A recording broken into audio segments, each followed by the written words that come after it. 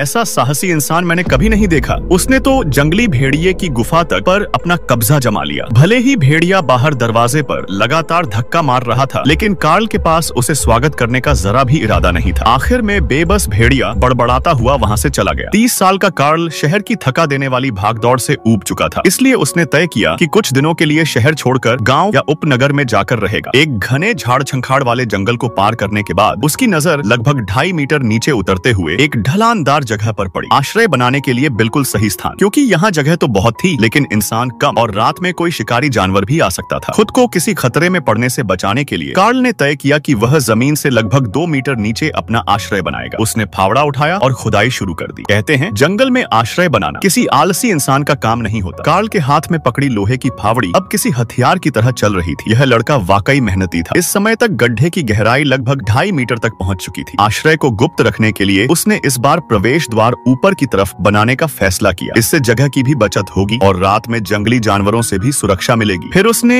एक जैसी मोटाई की कुछ लकड़ियां ढूंढी, कुल्हाड़ी से हर लकड़ी के एक सिरे को तेज किया और उन्हें गड्ढे के चारों कोनों में गाड़ दिया ताकि ये आश्रय के मजबूत स्तंभ बन सके। मिट्टी खोदते खोदते उसकी काफी ताकत खत्म हो गई थी, इसलिए अब उसे ऊर्जा पाने के लिए कुछ खाना जरूरी था। उसने जमीन में एक छोटा गड्ढा खोदा, चारों ओर पत्थर सजाकर एक गोल चूल्हे जैसा बना लिया, जिससे अब वह वहीं खाना पका सके। स्पष्ट था इस बार उसने लकड़ी रगड़कर आग जलाने वाला पुराना तरीका नहीं अपनाया। जब आग जल उठी तो कार्ल ने एक शाख से एक लकड़ी की सीक बनाई और धीरे से अपनी छिपाई हुई सूखी मांस की बोटियां निकाल ली। अगर 1-2 दिन और देर हो जाती तो शायद उस मांस में चलती फिरती प्रोटीन भी दिख जाती। ऐसा लग रहा था कि मांस पर पहले से ही काले धब्बे पड़ चुके थे, लेकिन कार्ल ऐसा इंसान नहीं था जो खाने में नखरे करे। जैसे ही मांस अच्छे से पक गया उसने उसे जल्दी से निकालकर टुकड़ों में काट लिया। स्वाद कैसा था ये तो हमें नहीं पता, क्योंकि हम तो वैसे भी खा नहीं सकते, लेकिन नजारा वाकई शानदार था। मुझे अगर वहाँ 1-2 दिन रहने को कहा जाए तो शायद मैं दोबारा न जाऊं। पेट भर खाने के बाद अब फिर से काम पर लौटने का वक्त था। उसने गड़े हुए खंभों पर